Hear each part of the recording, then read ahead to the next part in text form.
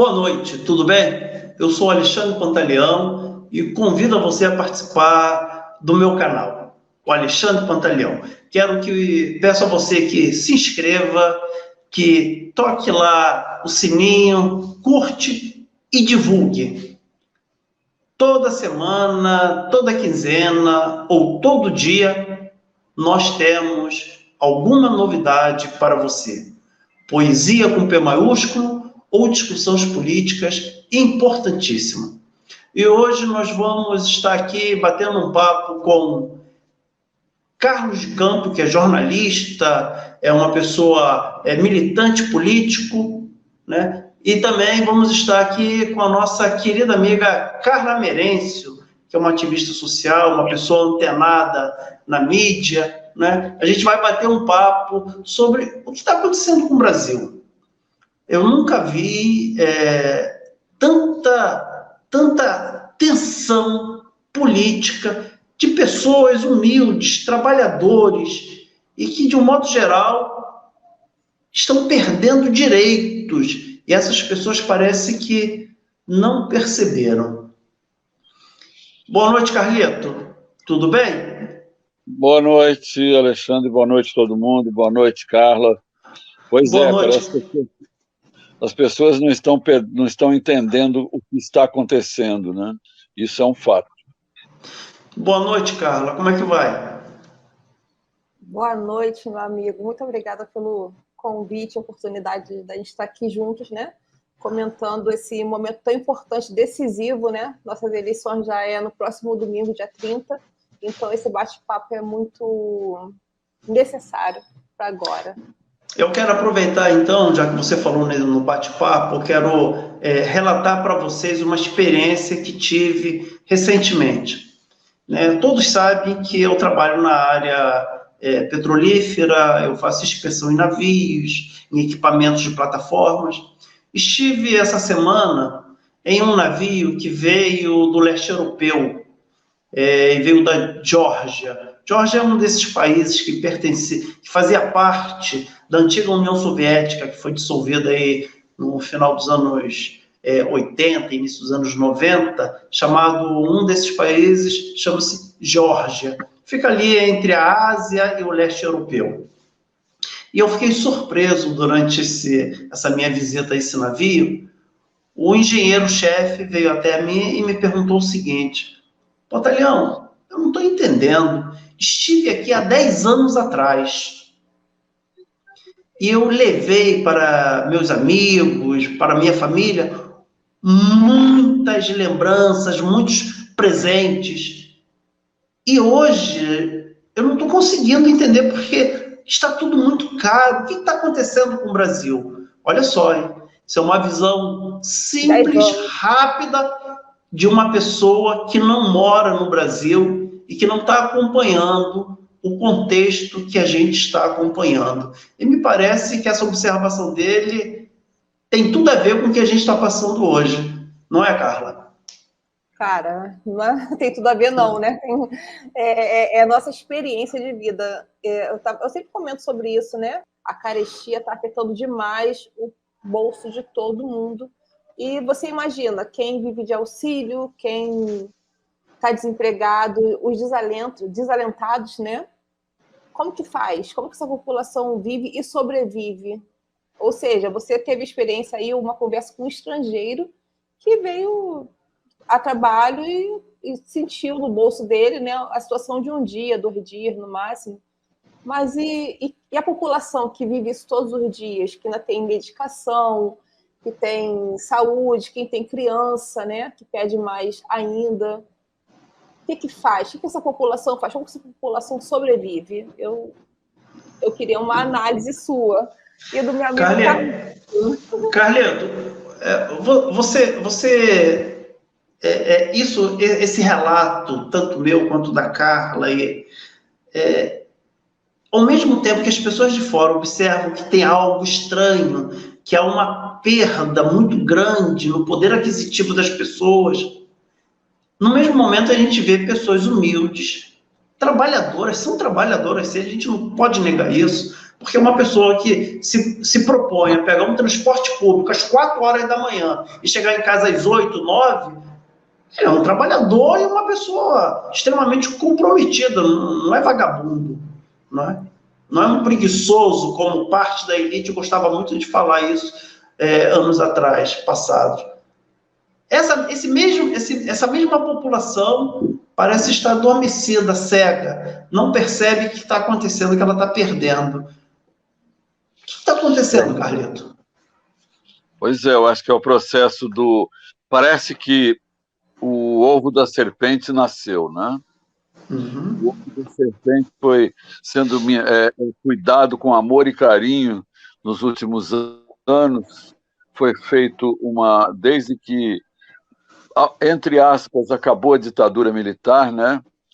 Quer dizer, eles devolveram as elites ao poder, né? E os militares ficaram só ali de vigilância para que não se cometesse uma reforma agrária, para que não se cometesse uma reforma econômico-financeira que atendesse os mais pobres, né? E tentando, de toda forma, diminuir o acesso ao conhecimento, à educação, à saúde das populações mais pobres, né? Da maioria da população brasileira, vamos dizer a verdade. E minando a mente, né?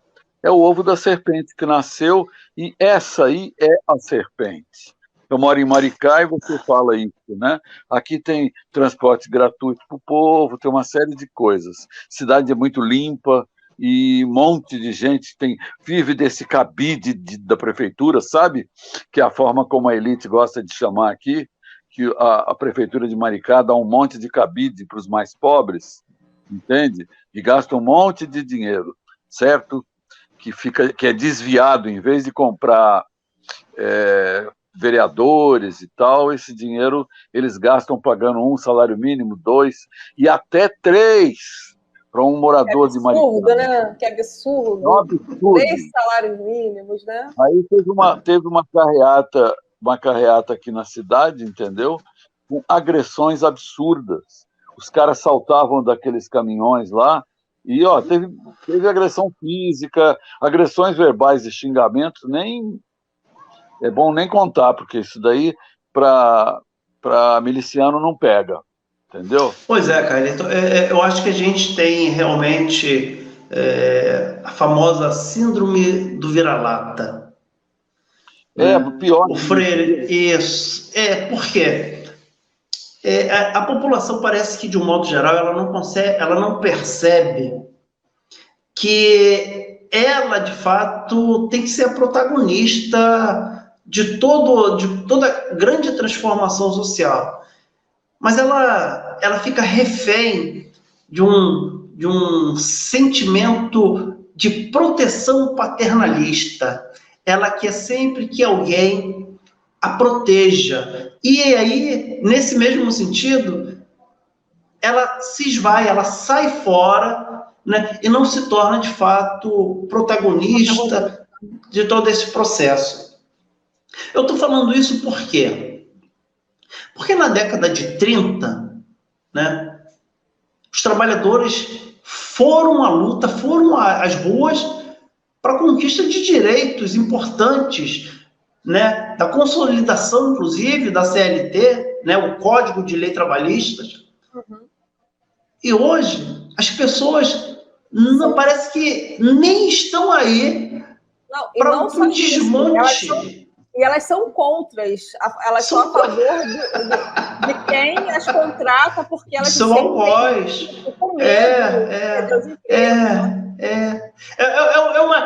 Carla, é uma mistura desse complexo que o Freire falava, né? E do complexo de Estocolmo, onde você acaba se apaixonando pelo seu algoz, pelo seu agressor. Onde já se viu? Olha, vê se dá para encaixar na minha cabeça. É claro, né, que o Partido dos Trabalhadores, né, o governo do Partido dos Trabalhadores, não foi o melhor que poderia ter sido dentro do meu ponto de vista. Ele não desenvolveu totalmente os ideais iniciais do que ele das propostas dele, né? Exatamente.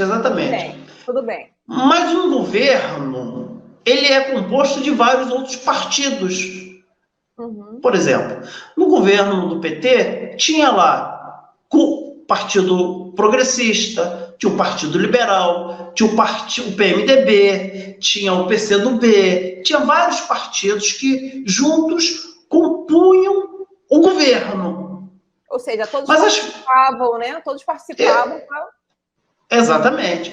Entendi. Então parece que a mazela é apenas do PT e não do conjunto de todos os partidos. Para você ter ideia, o partido mais corrupto que esteve envolvido com o maior número de roubo foi o PP. E o PP hoje está onde? O PP hoje é responsável pela Casa Civil do atual governo. Mas, sabe qual foi o segundo partido que mais roubou? Né? Foi o PL. O PL. E o PL é de qual partido? É do partido do presidente da República. Então por que fica só esse lance aí em cima do PT, só o PT, o maior corruptor do mundo, a maior corrupção do Brasil de todo mundo? Você sabe explicar? Eu não sei se o Carlito vai concordar comigo. Mas há todo um processo ideológico para esvaziar, né, o avanço de partidos de esquerdas que tenham minimamente um viés socialista. Isso aconteceu exatamente na década de 30. Na década de 30 e na década de 50, quando a elite dizia que, em nome da família, do cristianismo, fora comunistas. Isso está se repetindo exatamente o que acontece hoje. Não é apenas porque era verdade ou era mentira, é porque isso agride a elite a possibilidade de termos um país como o Brasil, detentor de uma riqueza imensurável, de um povo maravilhoso, trabalhador, extremamente forte, miscigenado, dentro de um regime socialista. E essa mesma elite tenta jogar na nossa cara o seguinte: você é socialista? Vai para Cuba. Não é isso que eles falam? E aí, eu acho muito interessante quando eles falam isso, que eles poderiam falar uma outra forma. Pegar um país que tem características geográficas e demográficas parecidas, e falar, por exemplo, nós temos Cuba, que é socialista, e temos o Haiti, que sempre foi um regime capitalista. Cuba tem em torno de 11 milhões e meio e 500 mil habitantes, Haiti tem em torno de 11 milhões e 200 mil habitantes.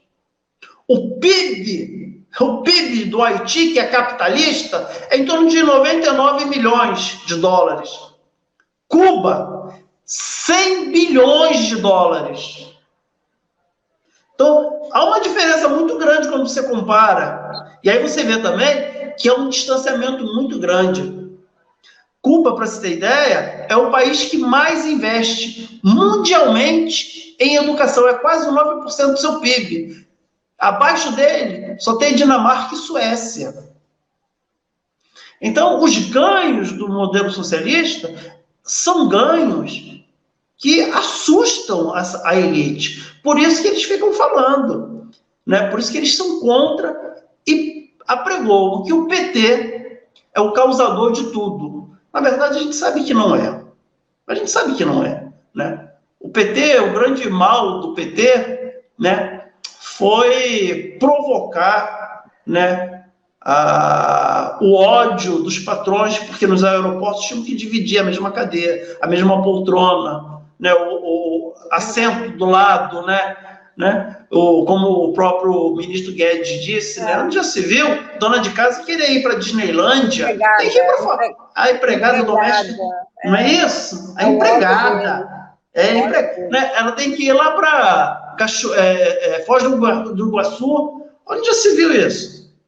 Então, essa elite mesquinha, medíocre, essa mesma elite que o ex-governador Leonel de Moura Brizola dizia, que essa elite são os filhotes da ratazana. E que Sobral Pinto dizia o seguinte, Carleto: o grande mal do Brasil foi os militares terem tomado o poder e proclamado a República.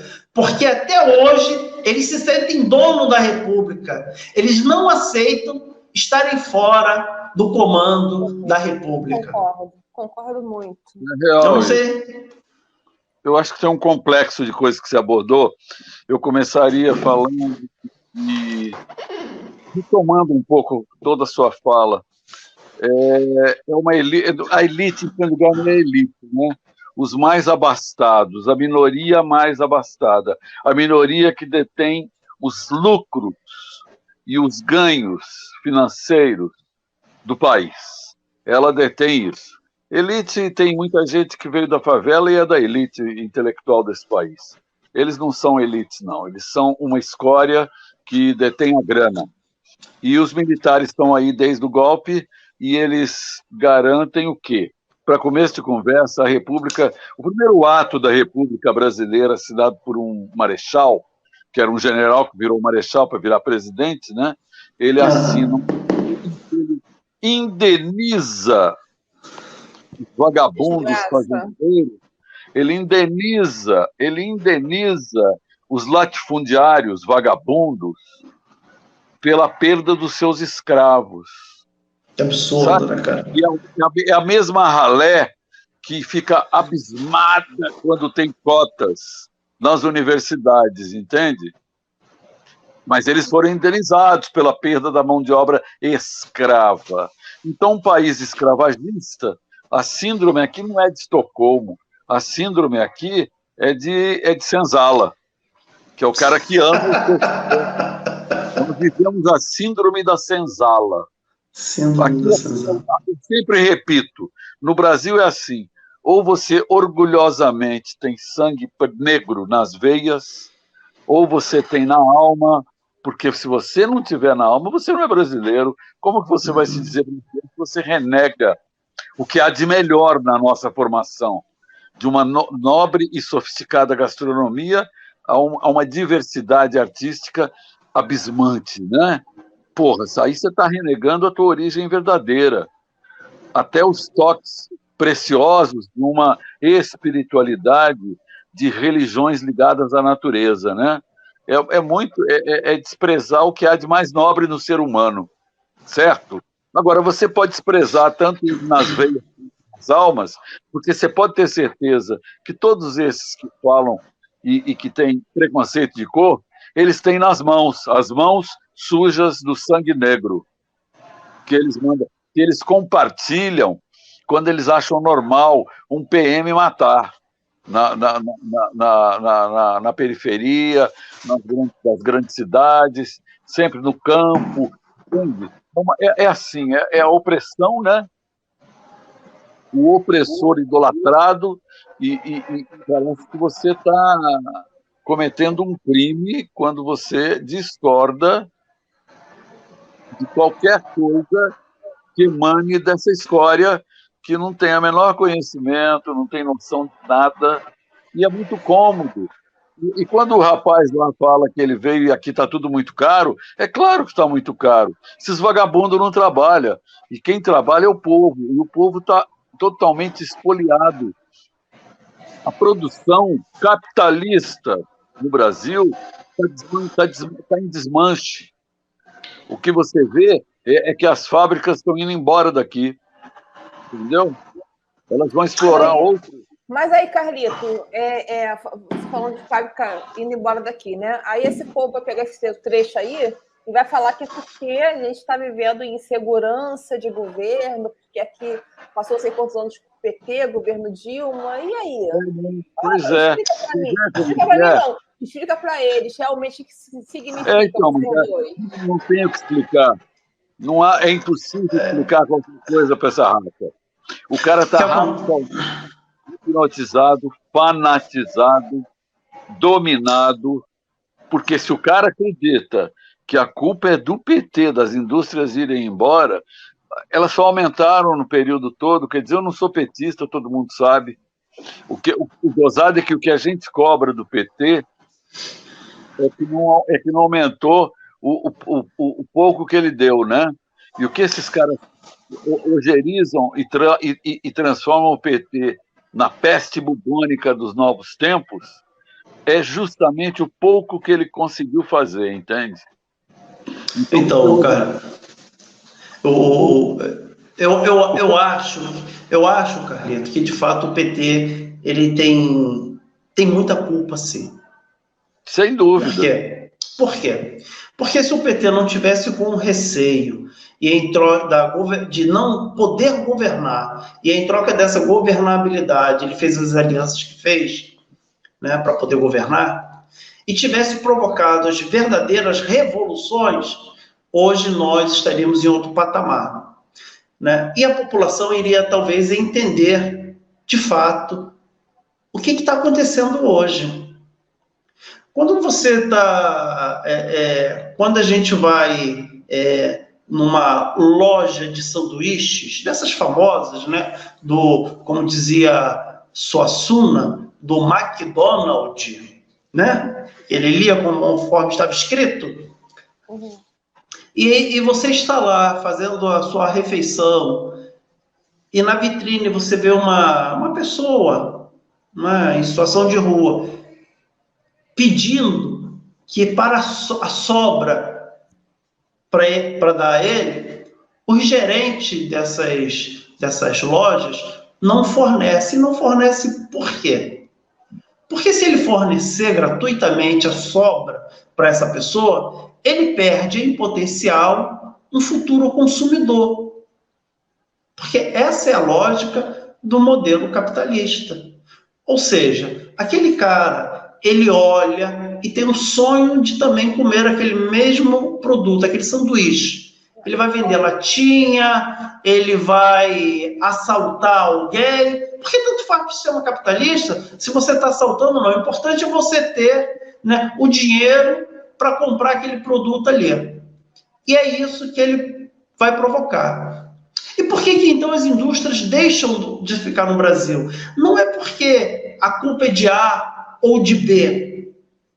É porque para ela não convém mais, não tem mais o que explorar aqui.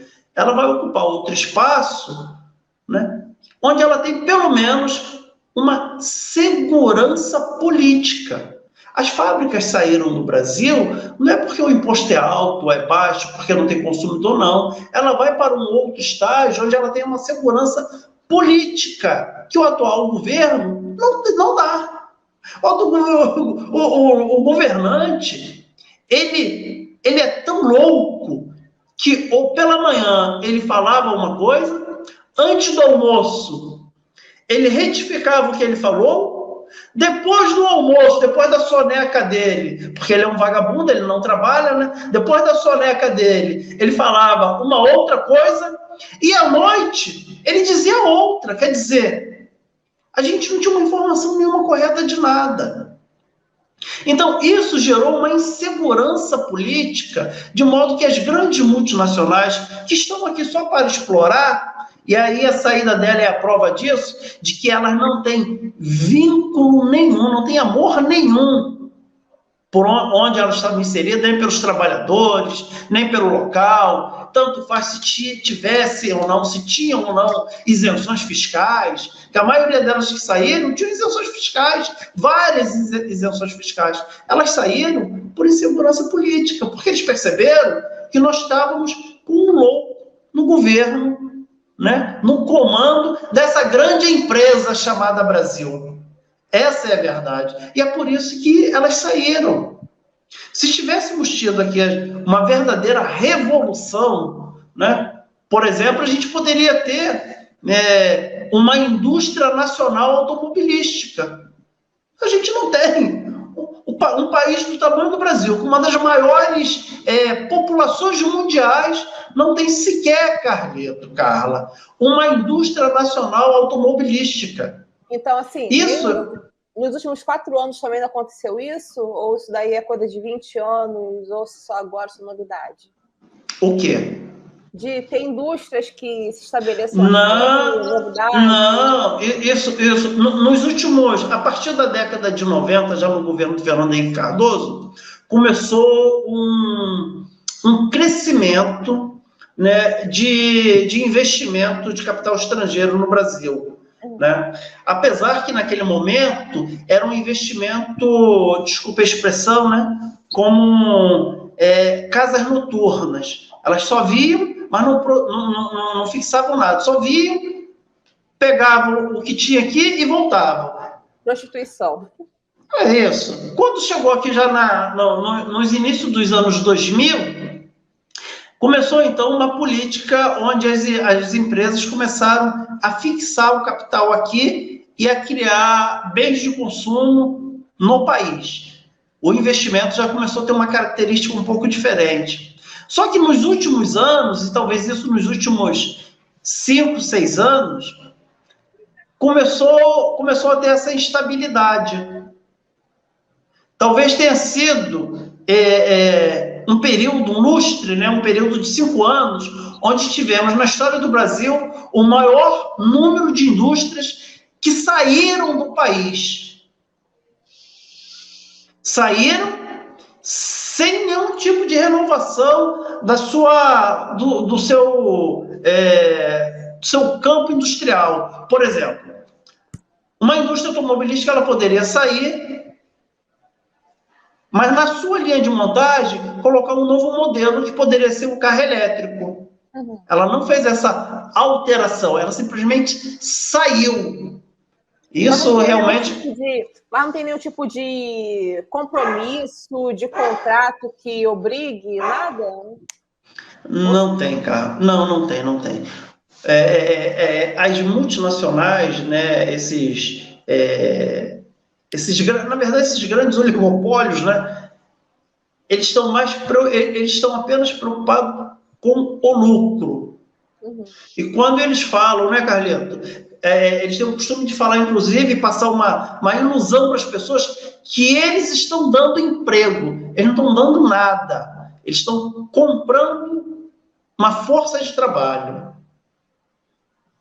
Se ela puder. É uma ilusão. Então, não tem compromisso nenhum. Na verdade, só há compromisso do Estado. Por isso, a importância do Estado ser o maior investidor de infraestrutura, de criação de bens. Por quê? Porque o Estado, sim, tem compromisso com a nação, com o seu território, com o desenvolvimento da sua população, da sua sociedade, da sua gente. Uma indústria, não. Uma indústria multinacional, uma multinacional estrangeira, ela não tem compromisso nenhum. Ao contrário, se ela perceber que ela está perdendo, ela ajuda a dar golpe para destituir governos. Isso, historicamente, aconteceu em vários países da América Latina, da África e da Ásia. O que me deixa mais triste, Carlito, é o seguinte, Carla, é ver que a nossa população, apesar de tudo isso, não conseguiu compreender os ganhos que ela teve. As pessoas perderam a noção, perderam o sentimento de fato de que ela estava tendo ganhos reais. Eu lembro, de forma prática, de famílias que tinham televisão na cozinha, na sala, no quarto e na área de serviço. E agora não consegue nem mais pagar a luz, né? Exatamente. Hoje ela não consegue pagar, né, a sua energia elétrica. Então, as pessoas perderam isso. Se a gente observar nas grandes metrópoles, o sucateamento dos equipamentos públicos, isso é reflexo de quê? De um desaquecimento de investimento público na coisa pública. E quem era o maior investidor nos equipamentos públicos? Era o governo federal. As pavimentações das ruas, a construção de clínicas, a construção de vias expressas, de modais de transporte, todas elas têm um financiamento do governo federal. Então, mas nesse caso aí que você está falando, se a gente já passou por uma situação aqui de abundância, né? Na verdade, de que as pessoas tinham condições de, como você falou, ter uma TV, por exemplo, em cada cômodo, ter veículos. Por que e agora não consegue nem pagar a luz? Então, por que a gente ainda vê pessoas, a população, parte dela, pelo menos aí, 43%, fora das abstenções, né, defendendo algo que vão contra elas? Eu queria entender, porque é difícil, não que eu não entenda, né, mas eu queria explicar melhor isso, para a gente de uma maneira mais, né, da sua visão de sociólogo.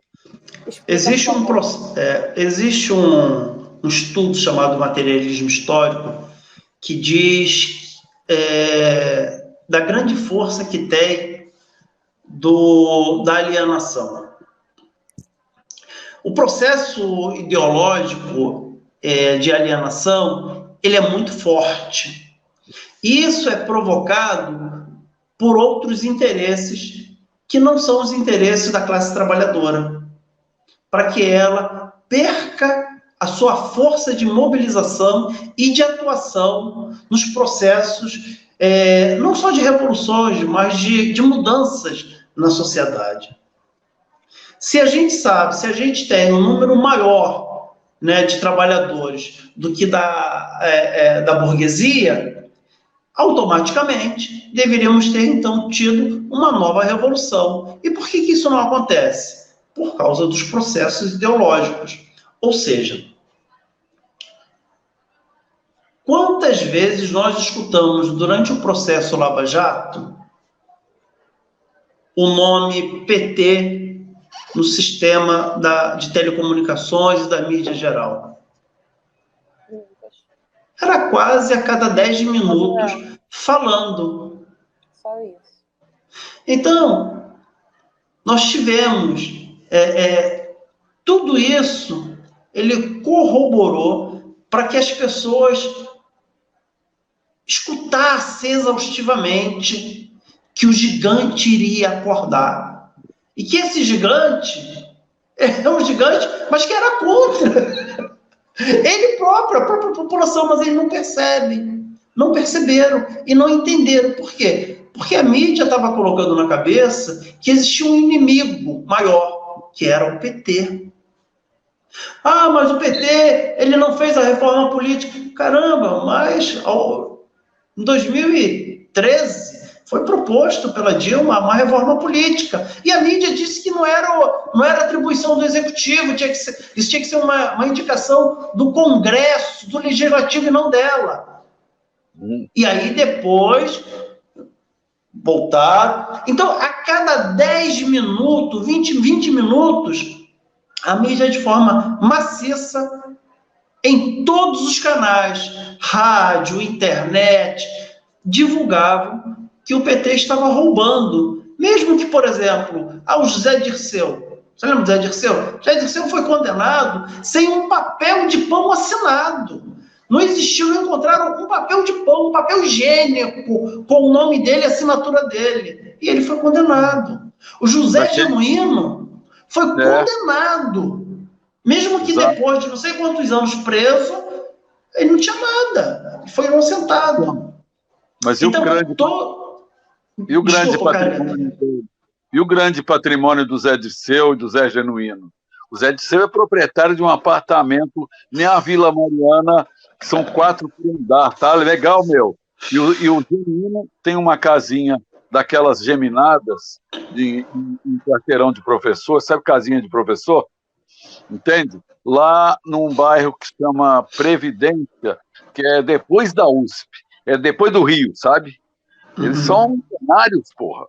Pois é. Então, Carlos, o que eu estou querendo dizer é que todo esse processo de alienação, ele faz parte do contraponto para que os trabalhadores não consigam compreender o seu verdadeiro papel na sociedade. E é assim que se dá a dominação ideológica. Onde já se viu uma doméstica que antes não tinha nenhum direito garantido, ela era, na verdade, uma escrava, no período mais moderno, votar, apoiar uma pessoa que, enquanto deputado federal, disse e diz que ele, e diz isso como se fosse louros, que ele foi o único que votou contra as trabalhadoras domésticas. Por que essa gente o apoia? O apoia porque tem um processo ideológico embutido na mente, que aí, talvez melhor para explicar, seja a psicanálise do que a própria sociologia. Freud explica.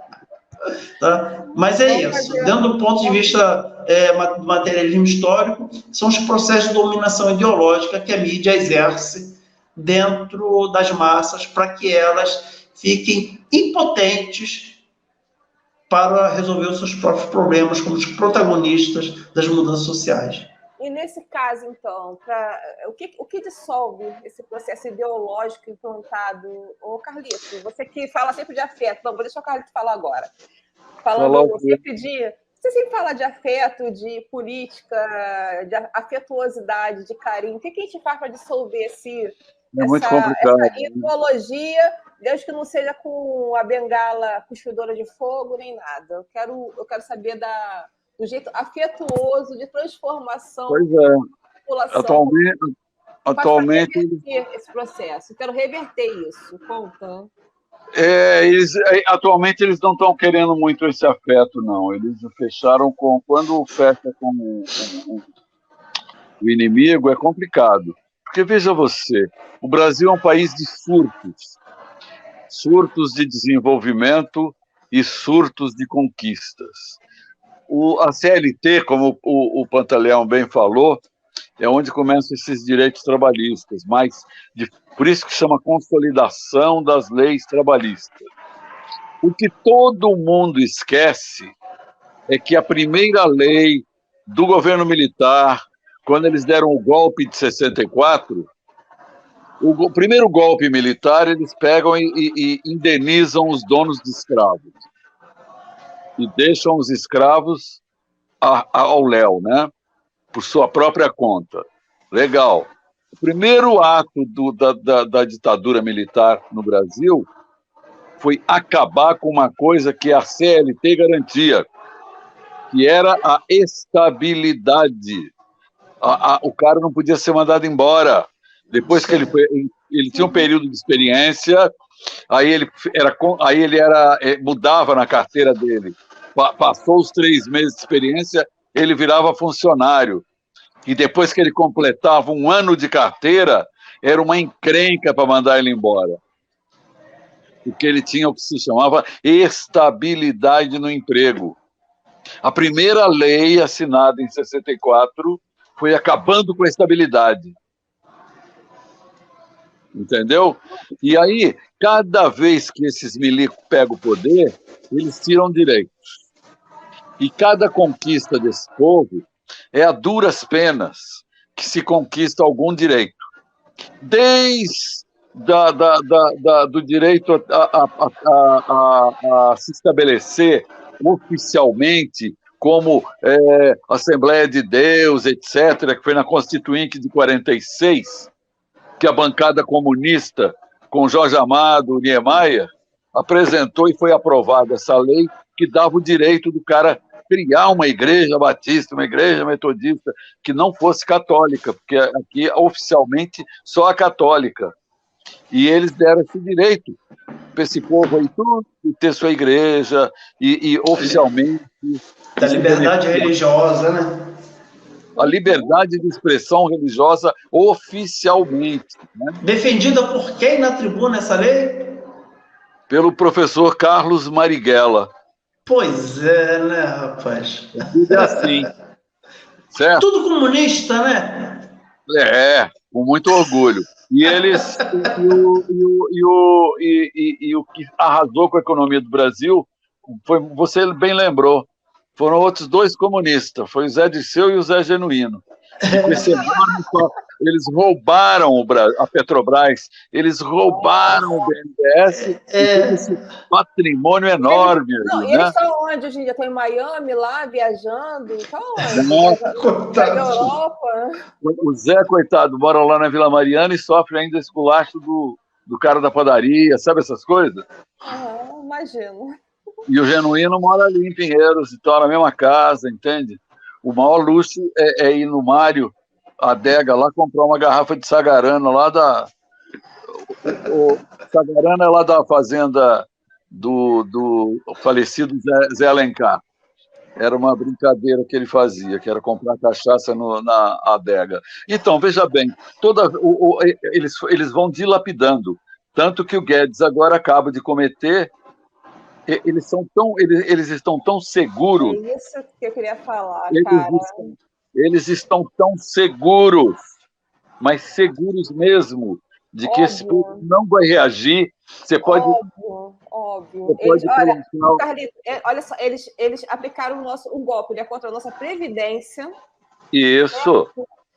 E agora eles querem fizeram a reforma trabalhista e agora eles querem atacar, né, o salário mínimo. E depois, antes disso, né, já com tudo planejado para o dia 31 de outubro, choveu dinheiro na campanha do Bolsonaro a partir disso, né?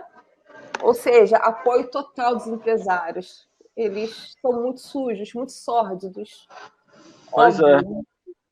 Agora, a fuga das empresas é, na verdade, que o desmanche da educação, o desmanche da tecnologia, o desmanche de tudo isso que é promovido por esses governos fundamentalistas, doentios, eles dão não só instabilidade política, que eu concordo com o Pantaleão, tudo bem, dá uma instabilidade política, mas a outra instabilidade é técnica, é tecnologia, é a qualidade da mão de obra, que é totalmente destruída, compreende?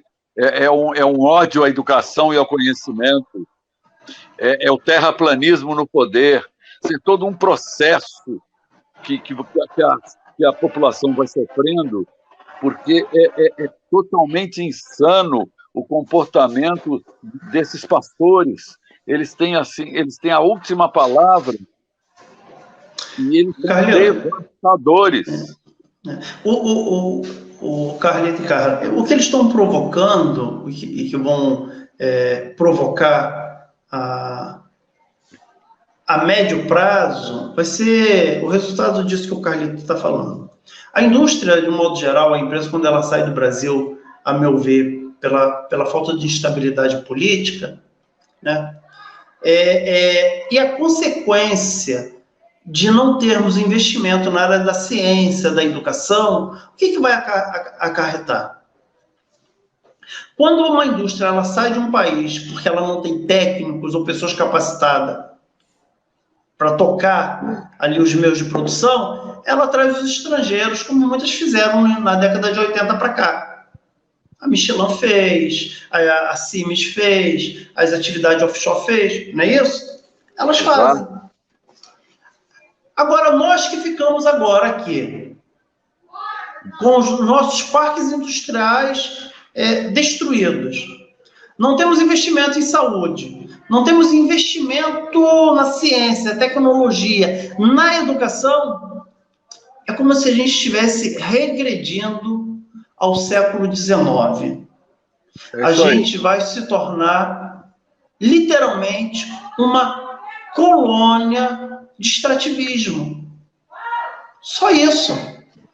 A gente vai retirar e vamos entregar a matéria-prima direta para eles. Porque a gente não vai ter.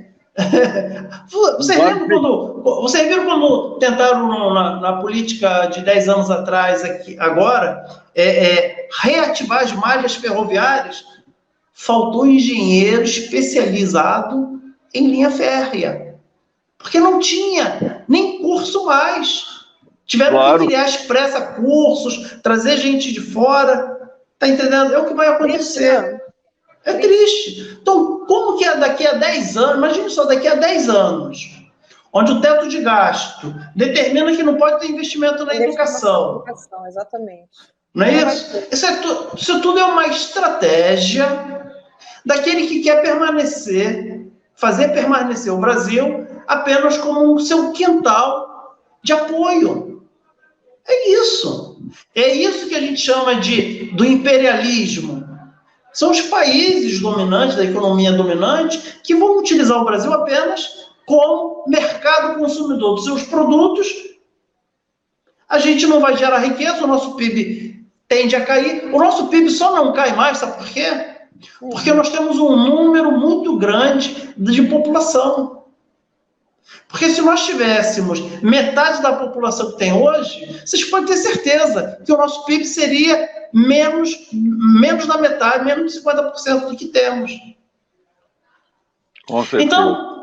Então a tendência nossa é termos, a médio prazo, um número muito grande de trabalho informal, subtrabalho, onde você não tem mais garantia nenhuma. Eles fizeram a reforma da Previdência falando do quê? Você lembra, Carla? Que ia gerar 5 milhões de emprego direto. Não gerou nada. Só tirou os direitos, na verdade. Isso. Né? Fizeram a reforma trabalhista, onde estão diminuindo o valor da insalubridade, parcelaram, né, dividiram as férias em duas parcelas. Era para incentivar, né, o empresariado a contratar mais, abrir novas portas. Isso, exatamente. Criar a carteira verde e amarela, não é isso? Onde não tem direito a absolutamente nada. Verdade. Gerou quanto de emprego? Nada. Nada mais. Então, tudo é uma balela, tudo é uma mentira. E aí a população ainda não acredita, por quê? Porque é muito mais cômodo para ela essa mídia marrom, essa mídia porcalhona, né? Ficar jogando mentirinhas no Zap, no Face, no Insta, mas não sei o quê. Porque as pessoas querem leitura rápida. Se você observar, inclusive, até os vídeos das redes sociais diminuíram o tempo. A tendência é que sejam vídeos curtíssimos, que é para ter mais informações mentirosas. Porque como que você vai falar de uma verdade em 15 segundos? Você não consegue, não dá. Você não cria argumentos. Dificilmente você vai ter fundamentação. E as pessoas... vai induzindo as pessoas a preguiça intelectual de não ler, de não ouvir, não ter paciência para assistir um vídeo de mais de 10 minutos. Ler livro, muito menos. Então, isso tudo são ferramentas estratégicas para alienação da boa parte da população. Por isso que é muito mais cômodo ela falar o seguinte: olha, ele homenageia milicianos, ele agride mulheres, ele se encanta por crianças, mas ele é uma pessoa boa que defende o Brasil. Ele está lá com a camisa da seleção brasileira. Então, isso são maneiras que tem das pessoas achar que ele, com a camisa da seleção brasileira, ele representa o Brasil, está defendendo o Brasil. E ele não está defendendo nada. Aquilo nem patriotismo é, porque aquilo é de uma seleção brasileira, de uma confederação brasileira, né? Não, e mais, né? Se a gente for pegar na íntegra, a camisa nem o Brasil representa a Confederação Brasileira de Futebol, que há pouquíssimo tempo estava toda enrolada aí em verdadeiros escândalos. E as pessoas nem percebem isso. Acham que aquele amarelo e o verde representam o Brasil. Nem sabe ele o significado daquelas cores na nossa bandeira. que eram de dominadores,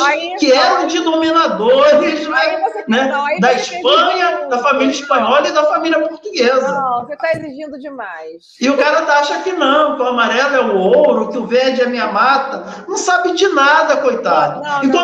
E pior, ele renega o óbvio, que é a origem do nome do país. Brasil, que significa brasa. Portanto, vermelho. Não. Você trouxe Orleans e Bragança para a conversa. Você está exigindo muito. Não é? Cara.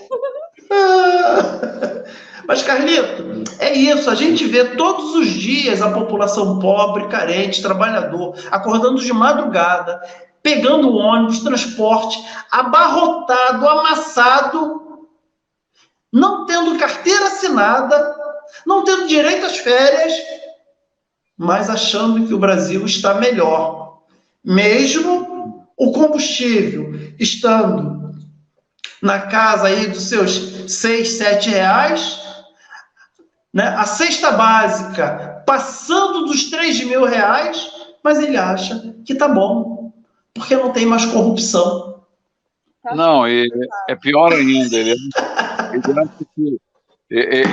tem certeza quando ele fala isso, quando ele vê que a grana dele não dá sequer para comprar uma dúzia de ovo mais, porque antes começou com a carne, corta a carne, aí depois virou brincadeira de fazer churrasco de ovo, aí tinha a bandeja de ovos a R$10 com 30 ovos.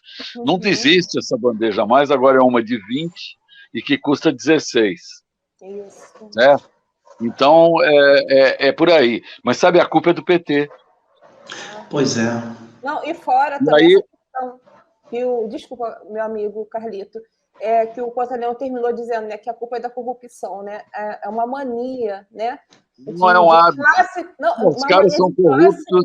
Não, e é uma mania infeliz de classe média querer reduzir toda a conversa que nós temos de ter de política, sobre política, né, nossas definições políticas, ao que é corrupto e ao que não é corrupto. Pois é. E aí a gente não passa disso, que só fica falando de corrupção e você não fala de outros problemas sociais, entendeu? É que, na verdade, Carla, me desculpa aí, Carlita, mas é que, na verdade, de um modo geral, não é que... No início eu até achava que elas não queriam enxergar, mas não é isso não. É que, de fato, elas não têm capacidade de enxergar mesmo, porque o egoísmo é tão grande, exato, né? Como o Mário Cortella diz, né? O idiota, etimologicamente dizendo que idiota é o egoísta, né? Uhum. Eles são tão ridículos que eles não conseguem enxergar além do seu próprio umbigo. Todo o processo que teve aí, que falavam que era contra a corrupção, a Lava Jato, aquilo, na verdade, foi para um grande dia, foi fachada, para ter um desmonte da nossa indústria pesada. Pela primeira vez na história do Brasil, nós estávamos construindo uma indústria de engenharia pesada com capacidade competitiva mundialmente. Estava tendo, por exemplo, a Odebrecht, ela estava com obra no aeroporto de Miami, na África, na América, na Europa, nunca teve isso. E aí isso foi um perigo para os grandes oligopólios. E como impedir um concorrente desse nível, desse tamanho, com essa capacidade estrutural e de capacidade de engenharia? E a gente destituí-lo. Sem dúvida. E foi feito isso. Como ele tinha assim, um grande amparo, um grande sentimento de soberania nacional, teve que acabar com a indústria. Teve que acabar com essa indústria. Por quê? Porque um processo de corrupção não é uma característica apenas de empresas do Brasil. Claro que não. Não é isso. A Cimes teve problemas. A Cimes acabou? Não. Não. Os diretores responsáveis foram punidos, mas a empresa não acabou. A Houston, ela teve problema. Teve uma empresa grande, uma canadense na área offshore, esqueci o nome dela, né? Ela teve envolvida com subornos. Ela fechou? Não, ela não fechou. Os diretores que estavam envolvidos foram punidos. Aqui no Brasil, não. Eles acabaram com as empresas. Literalmente, acabaram com a sua capacidade de engenharia produtiva. E tem um detalhe. Então, isso tudo foi estratégico. E aí eu falo, isso é novo no Brasil? Não. Isso aconteceu também lá atrás, né? Antes do golpe de 64. Foi feito todo esse processo. E durante. Isso é um processo ideológico. A maior corrupção desse país foi durante toda a ditadura militar. O custo da ponte Rio-Niterói, o custo da Transamazônica, a entrega de graça para a Brascan de várias coisas aqui dentro. A Brascan, quem foi diretor-presidente daquela porra, foi o Golbery, cara. Entende? É só negociata que esses milicos estão sempre envolvidos. Entendeu? Você vê que a corrupção ela permaneceu tão grande, porque vários agentes públicos de outros partidos permaneceram aí intocáveis. Nós temos exemplos do Guedel Vieira, que está solto, o Aécio Neves está solto. Exatamente. Né? Toda a cúpula da privataria tucana estão soltos, não é isso? E atualmente nós temos recentemente, de uma forma até, eu digo, comparando a muitos, muito atabalhoada, infantil, estúpida, a família do próprio Bolsonaro, que compra imóveis em dinheiro vivo, e está tudo certo. Agora, se fosse um triplex no Guarujá, no Guarujá, possivelmente, por sua localização, né? Mesmo tendo apenas uma visita e não tendo nada, talvez o problema esteja na localização do triplex, né? A gente vê, por exemplo, né, a outra coisa foi a venda do gasoduto da Petrobras. Eles venderam o gasoduto para uma empresa que já sabiam, acertado, que essa mesma empresa ganhadora seria a empresa que iria alugar. E em menos de 3 anos de aluguel, ela já pagou aquilo que ela gastou para comprar. Quer dizer, é tudo um esquema muito montado. Tem uma empresa que está comprando agora todas as principais plataformas em águas rasas da Petrobras. Eu não vou falar o nome da empresa, não. Mas a boca miúda sabe-se que um dos sócios dela é o Banco Pactual. Puxa!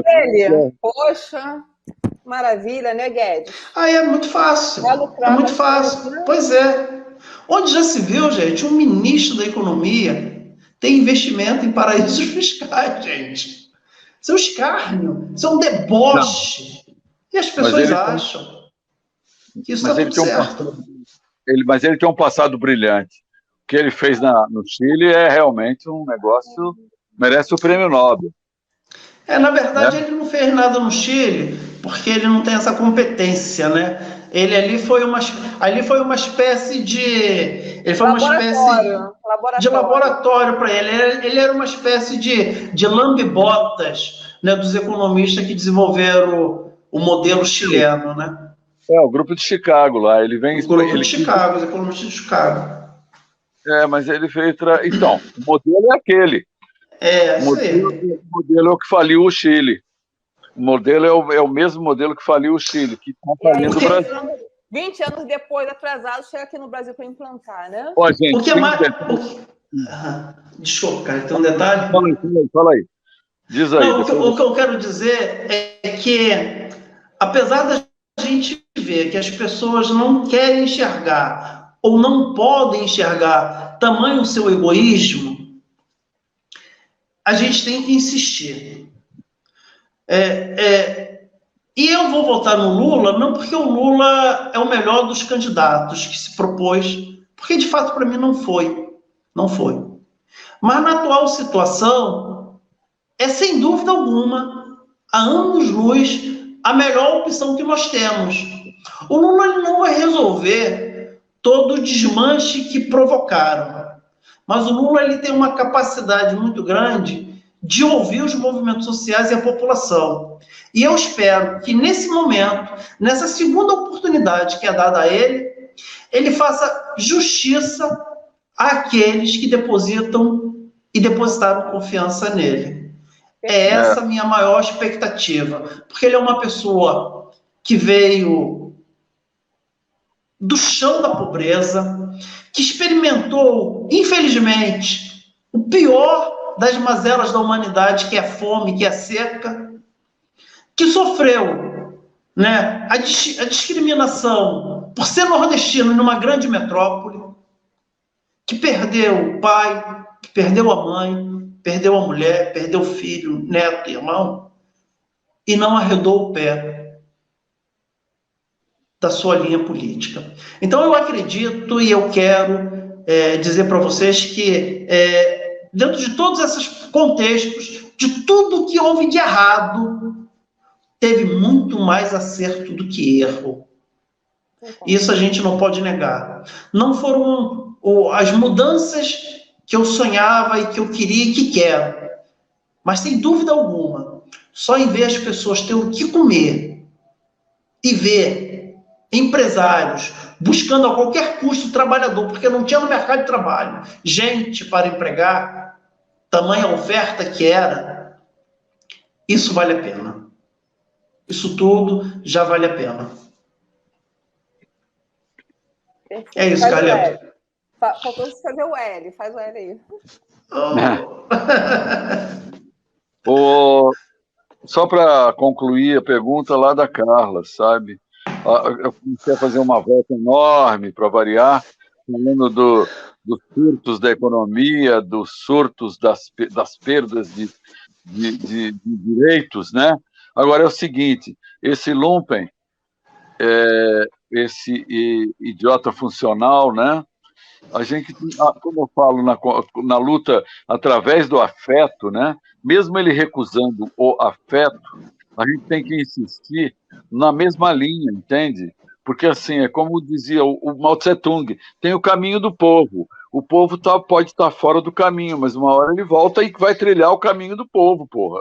Ele não vai trilhar o caminho dos poderosos que o oprimem. A gente é que não pode arredar pé daqui. Nós não, ter afeto é ter essa complacência que todos os grandes revolucionários sempre tiveram. E ouvir o povo, né? Todos eles diziam a mesma coisa. Eu procuro fazer a mesma coisa. Quando a gente tem uma proposta, mais uma vez, quando a gente saiu da luta armada, naquela época, no mundo inteiro, migramos para agroecologia. E hoje a retomada é essa de novo. Por quê? Por causa da fome. Você ensinar o cara, mesmo num caixotinho safado, ele poder distribuir semente, ensinar o cara a plantar, colher, fazer e comer, entende? Troca de receitas ancestrais, parece uma coisa tudo muito ingênua. É que nem o Júlio Lancelotti, lá, o padre lá de São Paulo, ficar distribuindo comida para lumpen, para morador de rua. Para morador de rua, caramba, o que é isso? Vai mudar? Pois é a coisa mais humilde que alguém pode fazer, né? É dar comida para o que mora na rua, né? Então, eu acho que ensinar o povo a fazer comida, alertar para uma soberania alimentar, num momento de miséria, fala fundo, sabe, gente? Eu sinto, assim, que se aí na Pedra, o nosso trabalho de cestas ecológicas e tal, era pequeno, quando o trabalho vai ficando mais... Na verdade, não é o trabalho que fica mais consistente, é a fome que fica mais aguda. Então,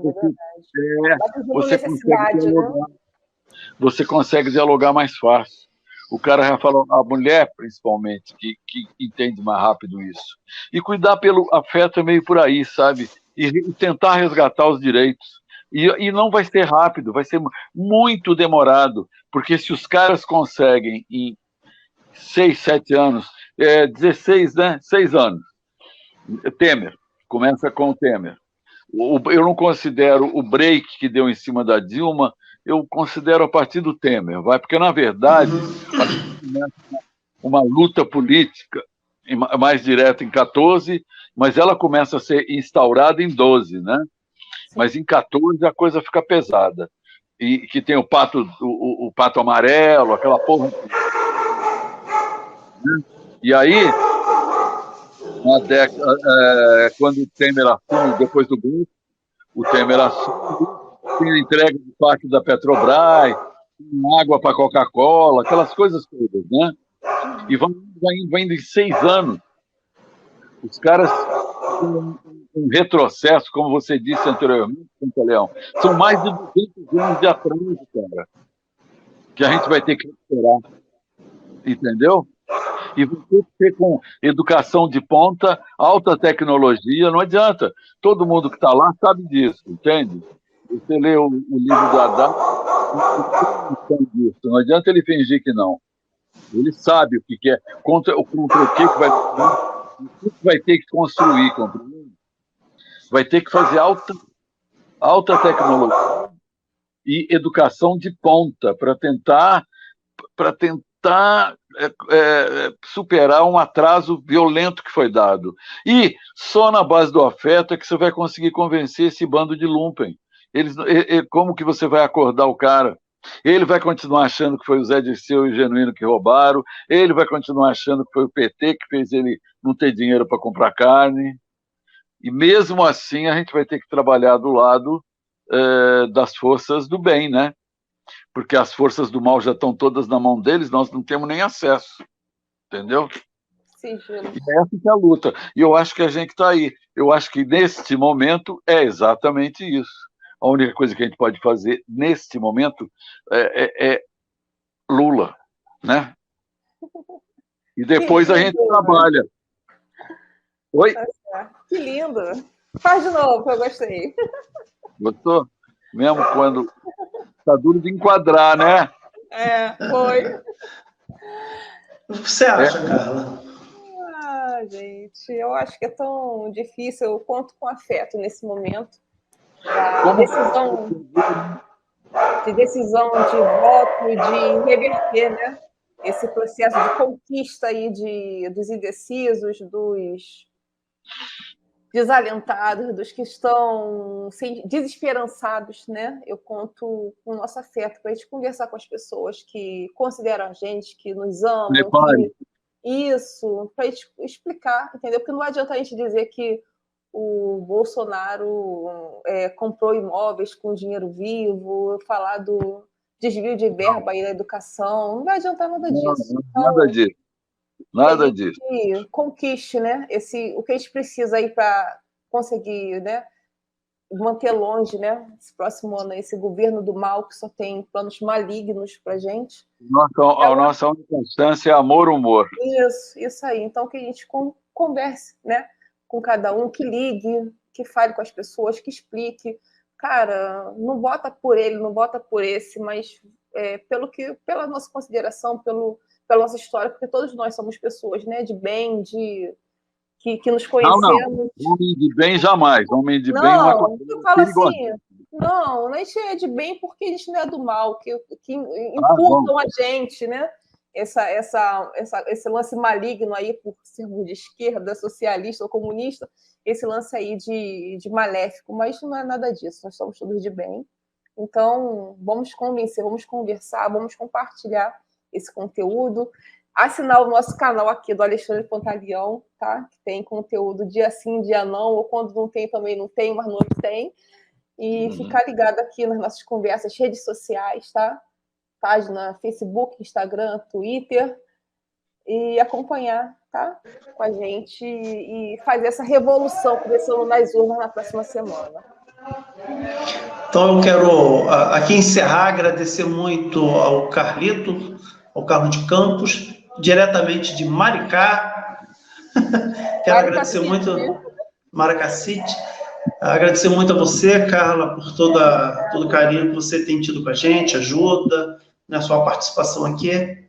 E que, para os cristãos, é importante a gente lembrar que talvez Cristo não venha novamente carregar a cruz para a gente. Nesse momento, a cruz é nossa, a responsabilidade é nossa, e nós temos que tê-la como parte importante para a solução dos nossos problemas. Nós temos que carregar a nossa parte nessa cruz. Uma boa noite a todos e todas.